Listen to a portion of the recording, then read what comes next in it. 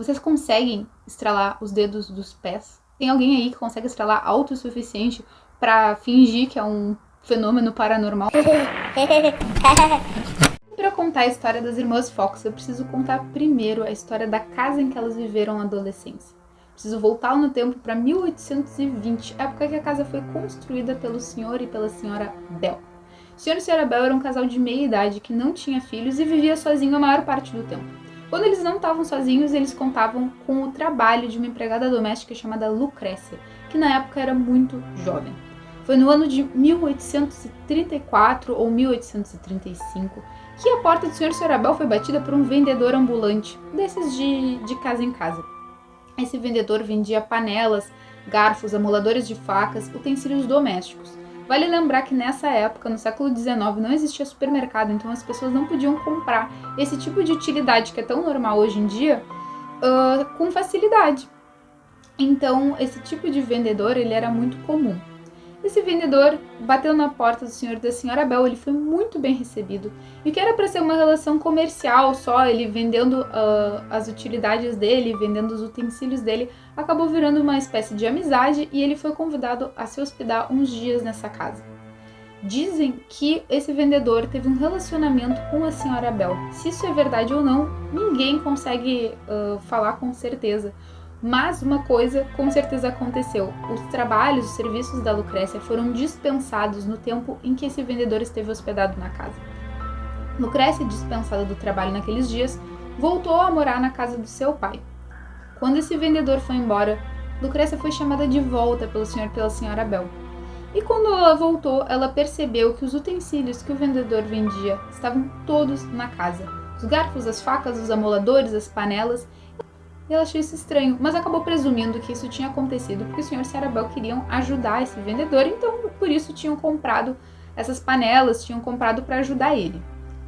Acontece que a partir desse momento, a Lucrécia começa a perceber coisas estranhas acontecendo no quarto em que esse vendedor estava hospedado. Quando a Lucrécia estava fazendo o serviço doméstico, ela escutava batidas, passos em volta dela e principalmente vindos desse quarto, desse aposento. Quando ela ia lá verificar se tinha alguém, se tinha algum rato, algum bicho, não tinha absolutamente nada.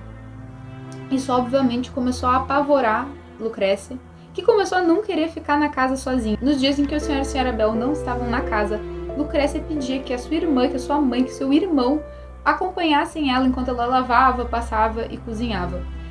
Toda a família da Lucrécia também escutava esses passos, também escutava essas batidas na casa, a ponto de que o irmão da Lucrécia não queria mais que a Lucrécia fizesse esse serviço na casa do senhor e senhora Bell. Pouco tempo depois, Lucrécia foi limpar o porão da casa, e quando ela foi limpar esse porão, ela percebeu que tinham montes de terra acumulados sobre o assoalho. Ao ver esses montes de terra, ela perguntou para o senhor e senhora Bell o que ela deveria fazer, se ela deveria limpar essa terra, se ela deveria acumular ela num cantinho. E o senhor Bell falou que não era preciso, que ela não devia mexer naquilo, porque na verdade era uma terra que eles tinham pego para tampar buracos de ratos.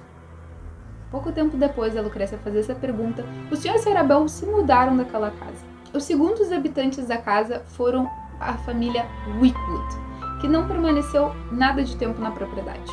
Na primeira noite em que eles foram passar na casa, a senhora Wickwood viu um vulto encapuzado com botas de viagem e um cajado na cozinha. Ela deu um grito muito grande e quando o senhor Wickwood foi ver o que tinha acontecido, o vulto desapareceu. Acontece que todas as noites o casal ouvia passos, pegadas e movimentações estranhas que levavam do quarto de hóspedes por porão. Sem conseguir dormir, o senhor e a senhora Wickwood resolveram botar a casa à venda. A terceira família a habitar essa casa foi a família Fox. O senhor e a senhora Fox nasceram no Canadá e quando eles se mudaram para essa casa, a intenção deles era que fosse uma casa provisória. O Sr. Fox tinha comprado todos os hectares de terra em volta da propriedade e a intenção dele era enriquecer ainda mais com a plantação de algodão. A família Fox era composta pelo Sr. e pela Sra. Fox e por Margaret e Kate, que na época tinham 11 e 14 anos. Assim que se mudaram para essa casa, Margaret, Kate e a mãe começaram a ouvir barulhos muito estranhos, tanto na hora de dormir quanto quando elas estavam acordadas. Elas escutavam passos e escutavam também muitas batidas, vindas de várias paredes da casa e de portas da casa. Quando elas contaram que elas estavam ouvindo essas coisas pro Sr. Fox, pro pai da família, ele a princípio não acreditou nem na esposa e nem nas filhas. O Sr. Fox, ele era um homem protestante, assim como toda a família. Era um homem bastante religioso, ele acreditava em céu, inferno, enfim, ele era um homem cristão. E ele não tinha sido acostumado a acreditar em espíritos. Ele era uma pessoa muito prática, uma pessoa que tendia a não ser facilmente assustável. Então, quando as meninas começaram a fazer essas reclamações, ele não levava a sério, ele dizia que elas provavelmente estavam muito assustadas porque elas não estavam acostumadas à casa nova, porque a casa ficava em volta da natureza, e isso era uma coisa pouco familiar. Até que uma noite, Kate acordou aos berros, dizendo que alguma coisa gelada, tipo uma mão, tinha tocado no cabelo dela. Kate saiu correndo, os gritos dela acordaram tanto a Margaret, que dividia o quarto, quanto os pais. Nesse momento, quando a Kate acordou tão assustada, a mãe das meninas também ficou realmente apavorada e falou que acreditava na filha, e não só que acreditava, como reiterou que ela escutava esses barulhos na casa, que ela escutava esses passos. Então ela acreditava na filha, ela acreditava que algo tinha tocado nela. Nesse dia, o Sr. Fox, ele começou a balançar a cama, ele levantou, balançava as janelas, tentava abrir e fechar portas, porque ele queria encontrar uma explicação racional para aquilo ter acontecido com a Kate. Então ele realmente começou a testar as coisas que estavam em volta, para ver correntes de ar, para ver se tinha alguma goteira. Enfim, ele começou a dar batidas e pisar no assoalho para ver se realmente essas coisas produziam algum barulho, e também para tentar acalmar a família dele. Depois disso, tanto as meninas quanto a mãe ficaram mais calmas. E a partir daquele dia, o Sr. Fox começou a ter por hábito, todas as noites antes de dormir, testar as portas, testar as janelas, testar todas as fechaduras, ver se tudo estava fechado, dar essas batidas, empurrar os móveis, para ver realmente se as coisas estavam bem firmes, se elas não iam fazer um barulho, se elas não iam assustar a esposa e as filhas. Foi na noite de 31 de março, e guardem essa data porque ela é importante na história. Na noite de 31 de março, o Sr. Fox estava fazendo o que ele costumava fazer, fechando as portas, fechando as janelas, verificando as fechaduras de tudo, balançando os móveis para ver se nenhuma corrente de ar ia passar, se eles estavam bem firmes e não iam, enfim, fazer qualquer barulho que pudesse assustar suas filhas. Nessa noite, ele estava fazendo isso que ele costumava fazer desde esse incidente com a Kate, quando a Kate percebeu que assim que ele fechava uma porta, assim que ele mexia numa janela, dava para escutar uma pequena batida em resposta ao que ele tinha feito. Então ele fechava uma janela, tum, uma batidinha acontecia. Ele fechava uma porta, uma pequena batidinha acontecia. Kate, percebendo isso, resolveu se comunicar com essa coisa que tinha feito as batidinhas. Então ela falou: Senhor Pé Rachado, se o senhor tá aí, faça o que eu faço. E bateu palma 2 vezes. A Kate e a Margaret, elas chamavam esse espírito, essa coisa que se manifestava, de Senhor Pé Rachado, que era um dos nomes dados ao demônio. Como elas eram protestantes, a única explicação que as meninas encontraram para esses fenômenos era que o demônio estava tentando se comunicar com elas. Só que nesse momento em que a Kate falou: Senhor Pé Rachado, me imite, e bateu 2 vezes as mãos, 2 batidas foram ouvidas de volta. O Sr. Fox ficou realmente muito impressionado, muito assustado. Nesse momento, tanto a Margaret quanto a sua mãe foram para a sala em que isso tinha acontecido, porque elas escutaram o marido, né, o pai, muito assombrado, e a Kate também. A Kate ficava dizendo: eu disse que isso acontecia, falei pra ti, eu falei pra ti que alguma coisa acontecia. E o Sr. Fox, muito assustado, ele queria alguma prova de que ele estava se comunicando com o sobrenatural. Então eles pediram que a Kate pedisse para essa entidade fazer isso de novo. Eles falaram: Kate, vai lá, faz de novo. A Kate falou: Senhor Pé Rachado, se o senhor tá aí, me imita, faça o que eu faço. Bateu as palmas de novo e de novo ouviu essas batidinhas em retorno. Já bastante apavorados e convencidos, o Sr. e a Sra. Fox resolveram perguntar para essa entidade alguma coisa que só eles soubessem. Então eles resolveram perguntar qual era a idade das filhas deles. E para surpresa de todo mundo, eles ouviram batidas de volta, respectivas à idade da Kate, da Margaret, da filha mais velha que já não morava mais com eles, e de um bebê que eles tinham perdido antes de ter essas 3 filhas que eram vivas. Isso foi o bastante para o Sr. Fox ficar convencido que ele estava se comunicando com uma entidade, uma coisa sobrenatural. Então ele resolveu, mesmo durante a noite, sair, chamar os vizinhos e chegar lá e dizer: olha, eu tô experienciando algo, eu tô vendo algo sobrenatural na minha casa, eu quero que vocês vejam também, me deem opinião. Chamou esses homens das outras casas. Esses vizinhos foram até a sala do Sr. e Sra. Fox ver o que estava acontecendo. E assim como o Sr. e Sra. Fox, eles resolveram fazer perguntas para esse espírito, através da Margaret, pedir para Margaret perguntar coisas que só eles soubessem, tipo idades de pessoas da família, idades em que eventos na vida deles aconteceram. Esse espírito sabia responder exatamente o que eles tinham perguntado. Esses vizinhos acabaram chamando outros vizinhos na mesma noite. Esses outros vizinhos também fizeram perguntas, também tiveram exatamente as respostas que esperavam em retorno. E aí todo mundo ficou muito assustado. Nessa noite, a família Fox não dormiu sozinha, eles acabaram tendo a companhia desses vizinhos que se hospedaram na sala mesmo para deixar eles mais seguros, né? Tava todo mundo com medo, todo mundo com muito receio desse fenômeno novo que estava acontecendo. Só que acontece que no dia seguinte, praticamente todo o bairro em que eles moravam sabiam que isso estava acontecendo, sabiam que esses fenômenos paranormais estavam acontecendo na casa dos Srs. Fox. Então todo mundo da rua queria ver, queria descobrir o que estava acontecendo, queria interagir com esses espíritos. E aparentemente esse espírito ele se comunicava muito mais com a Margaret e com a Kate do que com qualquer outra pessoa. Então elas viraram espécies de intermediários para a comunicação com esses espíritos. Os vizinhos iam lá, passavam às vezes tardes inteiras querendo se comunicar, fazendo perguntas para as meninas, mandando as meninas perguntarem para esse espírito. Com o passar dos dias, foi feita uma comunicação de sim e não. Elas desenvolveram através das batidas e através das perguntas uma maneira de descobrir se o espírito estava dizendo sim ou não. Ele dava 3 batidas quando falava que não, uma batida quando estava falando que sim. E através de perguntas, a partir dessas batidas, ficaram sabendo que esse espírito se tratava de um homem que tinha falecido jovem e tinha falecido dentro da casa em que as meninas moravam. Esse homem afirmou, através das perguntas, que ele era um viajante, que ele tinha sido assassinado não tantos anos antes das pessoas chegarem nessa casa e que o corpo dele estava nessa casa. Com o passar do tempo, com o passar das semanas, a fama nessa casa ficou tão grande, a movimentação da casa ficou de um tamanho tão impressionante que o Sr. e a Sra. Fox acharam melhor afastar a Kate e a Margaret da casa. Porque afinal de contas, a casa em que eles moravam já não estava mais sendo habitada, tinha virado uma espécie de atração do bairro, atração da cidade toda. Os vizinhos, os amigos dos vizinhos, todo mundo ia lá o tempo inteiro, e inclusive começaram a bater na casa durante a madrugada, durante a noite, não respeitavam mais o horário de dormir da família. Então, realmente, para proteger a Kate e a Margaret, né, lembrando que a Kate tinha 11 anos nessa época, a Margaret tinha 14, para proteger as meninas, para proteger a adolescência delas, eles resolveram mandar elas morarem com a Leah.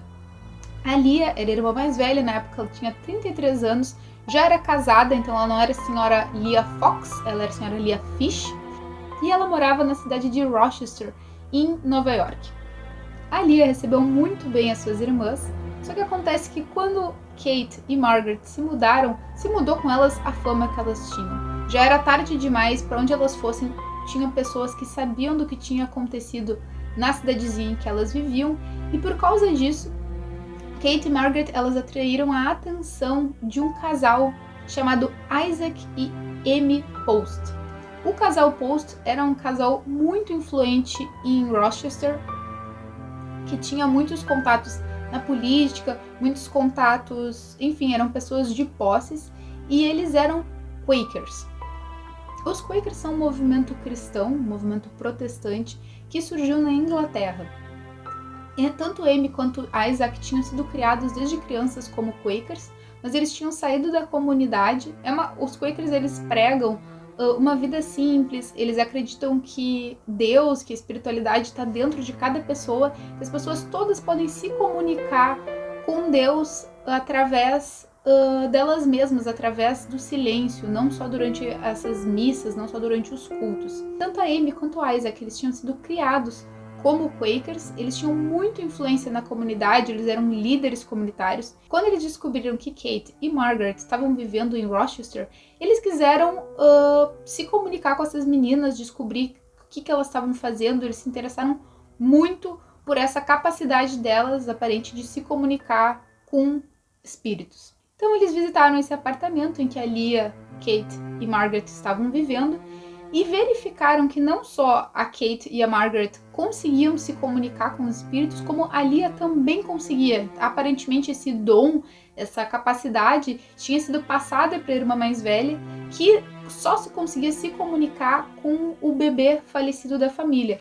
A princípio, o Isaac e a Amy, apesar de serem pessoas que tinham muita vontade de acreditar que as meninas se comunicavam com espíritos, eles foram bastante céticos, então eles fizeram vários testes nas meninas. O primeiro teste, na verdade, eu achei bastante invasivo. Eles tiraram toda a roupa da Kate e da Margaret, elas numa sala, e nessa sala pediram para que elas invocassem espíritos, para que elas invocassem essas batidas.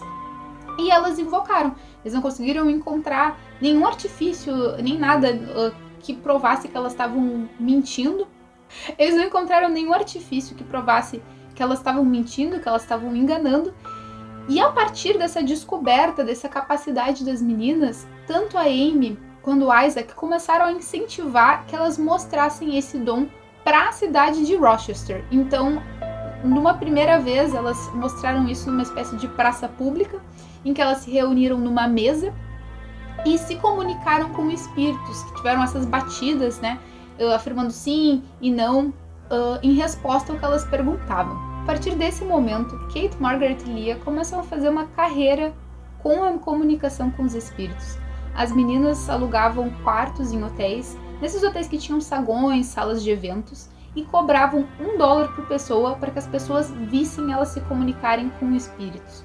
Sentavam em uma mesa, convidavam primeiro alguém da plateia para verificar que elas não estavam utilizando nada, não estavam roubando no jogo, enfim, não estavam usando nada para fazer barulho. Sentavam ao redor dessa mesa e se comunicavam com espíritos que as pessoas pediam para elas se comunicarem. Então essas sessões começaram a ficar cada vez mais frequentes. Elas acabavam ganhando bastante dinheiro, faziam 1, 2, até 3 sessões no dia de comunicação com espíritos em hotéis. E os próximos 10 anos da vida da Kate, da Margaret e da Leah vão ser assim. A Kate e a Margaret, que ainda não eram casadas quando começaram a fazer isso, começaram a viajar muito pelos Estados Unidos, se hospedando em hotéis, fazendo essas sessões. E aí, cada vez que elas faziam isso, a fama delas começava a aumentar, Enfim, elas foram reunindo cada vez mais público. E é importante lembrar que estava acontecendo a Guerra Civil nos Estados Unidos nessa época. Então, muitos jovens estavam morrendo na guerra, muitas famílias estavam ficando desestruturadas do dia para a noite. Isso fez com que o espiritualismo, que é essa comunicação com espíritos, começasse a ficar muito popular, porque as pessoas elas tinham uma necessidade muito grande de se comunicar com os familiares que tinham partido. Elas tinham muita vontade de, enfim, falar com essas pessoas que tinham deixado elas. Mães queriam falar com os filhos, esposas queriam falar com os maridos. Até que no ano de 1888, a Margaret vai largar uma bomba na comunidade espiritualista. Ela afirmou para um jornal muito famoso da época que ela e as irmãs não passavam de uma farsa e que ela tinha como provar que tudo isso, toda essa comunicação com os espíritos não passava de uma mentira. No dia seguinte, e convocada pelo jornal, Margaret foi para um grande anfiteatro em Rochester, e nesse anfiteatro ela contou desde o começo como ela e as irmãs dela enganaram primeiro a cidade de Hydesville, depois a cidade de Rochester e depois toda Nova York. Segundo Margaret, tudo começou na noite de 31 de março, véspera de 1º de abril. Margaret e a irmã, sabendo que a mãe tinha medo da casa, queriam pregar uma peça nela e no pai. Por causa disso, as meninas esperaram a noite, esperaram o momento que o pai estava verificando a casa e começaram a fazer barulhos. E segundo Margaret, esses estralos eram feitos com os dedos do pé. Confesso para vocês que desde que eu li essa história, eu tô tentando eu mesma estralar os meus dedos. Eu tô com o pé muito próximo do microfone e esse é o máximo que eu consigo. Não é alto. As meninas ficaram muito boas em estralarem os dedos do pé E naquela noite, elas começaram a estralar os dedos assim que o pai fechava uma janela, assim que o pai fechava uma gaveta, verificava uma fechadura. Depois que o pai chamou a mãe e depois que começou a chamar os vizinhos, as meninas não tiveram mais coragem de desmentir o que elas tinham feito. Depois que toda a rua já sabia o que tinha acontecido, elas não tinham mais vontade de contar que na verdade não passava de uma peça de 1º de abril. E as coisas foram ganhando uma proporção tão grande, mas tão grande, mas tão grande, que elas não tinham mais como desmentir o que tinha acontecido. No momento que elas se mudaram para a casa da Lia, segundo a Margaret, e esse dinheiro começou a entrar, elas começaram a fazer essas sessões, não conseguiam mais admitir para qualquer pessoa que tudo não tinha passado de uma brincadeira. A Lia, segundo a Margaret, nunca foi muito boa em estralar os dedos do pé, e por causa disso elas disseram que a Lia só conseguia se comunicar com o espírito da bebezinha, dessa irmã que tinha falecido antes delas nascerem. No momento que a Margaret admitiu isso para esse bando de pessoas nesse anfiteatro, ela dividiu a comunidade espiritualista. Várias pessoas acreditaram na Margaret, ficaram muito chateados, se sentiram muito enganados. Outras pessoas não acreditaram na Margaret e disseram que ela estava falando aquilo porque ela tinha perdido a capacidade de se comunicar com os espíritos. Acontece que isso causou uma ruptura no movimento que estava tomando muita força. A Kate e a Lia começaram a ser cobradas para falar sobre isso, falar sobre a declaração da irmã. E quando elas eram perguntadas sobre isso, elas diziam que a Margaret só estava fazendo isso porque ela tinha perdido o dom de se comunicar com os espíritos, porque ela tinha virado alcoólatra e por causa do alcoolismo ela não conseguia mais nenhuma comunicação. Tanto Kate quanto Lia continuaram fazendo sessões de invocação de espíritos. Acontece que a credibilidade delas estava abalada por causa da declaração da Margaret. Um ano depois, em 1889, Margaret vai de novo aos jornais falar que tudo que ela tinha falado era uma mentira. Margaret disse que tinha feito tudo por dinheiro e que os espíritos dela, os espíritos guardiões, se comunicavam com ela pedindo para que ela se retratasse publicamente, para que ela admitisse que ela realmente tinha feito isso por ganância, por cobiça de uma grande quantia de dinheiro, que foi o que o jornal pagou para ela. Depois de se retratar publicamente, a credibilidade das irmãs não melhorou. Kate, Margaret e Lia foram conseguindo cada vez menos público, cada vez menos pessoas querendo se comunicar com os espíritos através delas. A Kate começou a beber nesse meio tempo, muito provavelmente motivada pelo estresse, pelo fato de que ela estava conseguindo cada vez menos público e que também as pessoas que iam lá se comunicar com ela, que iam lá pedir para que ela se comunicasse com os espíritos, iam muito descrentes, iam para testar mesmo ela e não mais de coração aberto, né, querendo ver uma manifestação sobrenatural. Kate virou alcoólatra, assim como a sua irmã Margaret. Os filhos de Margaret e os filhos de Kate começaram a ficar mal cuidados. As mães não estavam dando tanta atenção assim para eles, porque elas estavam muito ocupadas com bebida, muito debilitadas por ressacas. Apesar da Margaret ter se retratado publicamente, ter falado para os jornais que nada do que ela tinha dito no começo era verdade, Kate e Lia nunca perdoaram a irmã e se recusaram a se comunicar com ela até o fim de suas vidas. Lia morre em 1890, Kate morre em 1892 e Margaret um ano depois, em 1893. 11 anos depois da morte de Margaret, a última irmã, meninos que estavam brincando naquela casa de Hydesville em que a Kate e a Margaret viveram a adolescência encontraram vários ossos no porão da casa. Esses ossos foram testados e cientistas descobriram que eles pertenciam a um homem jovem de aproximadamente 30 anos. O tempo, a época que esse homem viveu, bate muito provavelmente com a época em que aquele caixeiro viajante, aquele vendedor de porta em porta, estava na cidade de Hydesville e estava na casa do senhor e da senhora Bell. A descoberta desse corpo, desses ossos, faz com que a gente se pergunte quem é que estava falando a verdade nessa história, se as meninas tinham de fato esses poderes de se comunicar ou não, se a Margaret, a primeira vez que ela falou para os jornais, ela estava falando a verdade, se a verdade é que elas conseguiam se comunicar e de fato ela tinha falado isso só pro dinheiro, dito que elas não conseguiam se comunicar. Afinal, elas eram muito novinhas quando elas descobriram esses poderes e elas eram muito novinhas quando elas concluíram que um homem tinha sido assassinado no porão da casa de Hydesville. E eu quero saber o que vocês acreditam, se vocês acham que as meninas de fato tinham poderes mediúnicos, se elas não tinham, quem é que estava falando a verdade? Me contem aqui embaixo. E se vocês gostaram da história das Irmãs Fox, deem o seu like, compartilhem, comentem, isso me ajuda muito. Vocês também podem me seguir no Instagram, vou deixar aqui para vocês. E até a próxima, pessoal!